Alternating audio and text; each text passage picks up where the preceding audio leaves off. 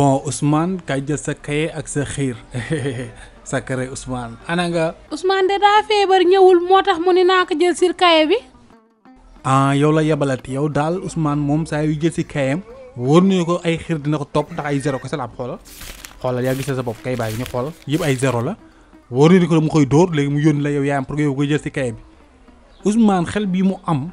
si def affaire yi muy def bu koy amoon si jàng bi kenn du ko dàq jàng. lay la man de Ousmane mi jaaxal na ma kon Ousmane moom ay zéro rek la am waaye nag dafa feebar ndax démb ba léegi mi ngi wank rek. léegi daal xam nga la ñuy def kay bi yow du ko yóbbu waaw boo yeggee nga ko monsieur bi seen monsieur ne mi lay seet xam yaa ngi tene waaw bu demee ba tene ba wér mu ñëw jël si kay bi waaw parce que ay xiir moom dina topp si kay bi waaw loolu moom lu mënta ñàkk la waaw beneen bi ma lay laaj yow Ousmane papam mécanicien la wala soudeur la wala menuisier la lan la papam lan lay liggéey. yow nag moom dangaa sob du sa yoon si papam lu muy liggéey moom kay xanaa moo jàngul rek.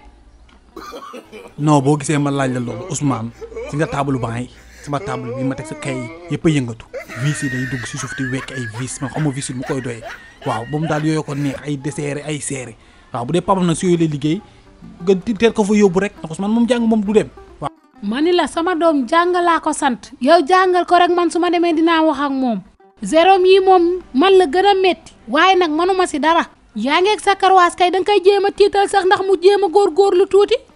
te beneen bi mooy man dama bëgg gis papam parce que yow moom chaque jour ma gis la chaque jour nga ñëw moom bu jàng si lu yaay jàng si waaw papam nag bëgg naa ko gis teel ko wax waaw bu dee téléphone da ko yor sa kër ga wala tablette dugg si TikTok yeeg ñoom seen parce que affaire kaa rek lay di jënd bu ñëwee ni diw wax na lii diw waaw ngoon la tontu bi ngoon la direct bi saa yu récréation si buntu kii bi laay taxaw parenteer bi récréation bi moo xale yi waaw diw mooy tontu diw heure bii lépp lay jàpp dat yeeg kii lii la wax ak kii moo tooñ ak kii moo njëkk wax ak rappeur bi njëkk classe ak yooyu rek lay di jënd waaw bu dee dafa yor tablette nag wala dara sa kër ga ngeen nangu ko téye ko mu concentré wu si jàngam bi